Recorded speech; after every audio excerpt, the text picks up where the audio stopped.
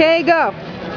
Hi, I'm Kevin with Locals Supporting Locals, and we're here with another Heartbeat of the Okanagan. And we're here at Seedy Saturday, which is an exchange of heirloom seeds that's been going on now in our community for 8 years. 8 years now. Laurel Burnham from the Downtown Penticton Association has been running this for the past 6 years. Yeah. So maybe if you could tell us a little bit more about, for people who don't really know what the exchange of heirloom seeds is. Well, it's a seed and plant sale. Their Seedy Saturdays and Seedy Sundays are held right across the country, starting in January in Victoria, something like that, where communities get together, all the people who are interested in agriculture, in local agriculture, in growing our own food, in preserving genetic stocks of seeds, spreading all the good news about our abilities to grow food and to take care of ourselves. Very significant, and it seems to be growing every year in popularity. Today we have vendors from as far away as Enderby, and very nice. People come down, bring their garlic, bring their seed garlic, their potatoes, their seeds, their heirloom tomatoes. There's bread here, all kinds of fabulous herbs and plants today, and it's all part of the organic movement as well, which is really cool. So we're very happy, very pleased. People have been shopping for at least an hour, and we've only been open for 45 minutes. Yes. Well, and this segues right into our farmers markets, which start. The first one is on May 5th. That's correct. Yes, so maybe you can just give a quick the difference between genetically modified and the difference with heirloom.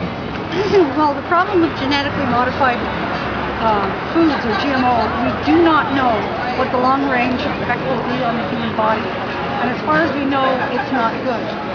Part of the problem that everybody's having with wheat right now is principally because the wheat's already been genetically modified that most people are eating.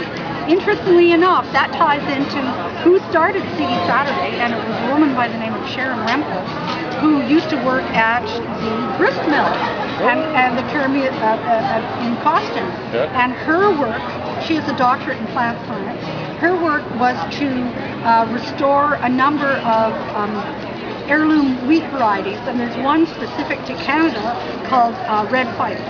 And Red Fife wheat is grown. It's a pure strain. It's an heirloom strain, and it can produce a lot of wheat in a very small acreage. So there's already Red Fife wheat, which was revived by Sharon Rempel, who started Seedy Saturdays about 25 to 30 years ago, who was working specifically with researching heirloom wheat strains. And that Red Fife wheat is specific to Canada, and it's now grown quite extensively on Vancouver Island. Well, I did an interview with John, who's taking care of the grist mill now, and he was saying that they do tours, and they have kids actually come up and do the whole tour and learn all about the growing of wheat, and they do the whole milling wheat and all that. It's fantastic. Yeah, well, it's very much the production of wheat is actually very much part of our Canadian history and kind of woven into the development of the prairies and all that kind of thing.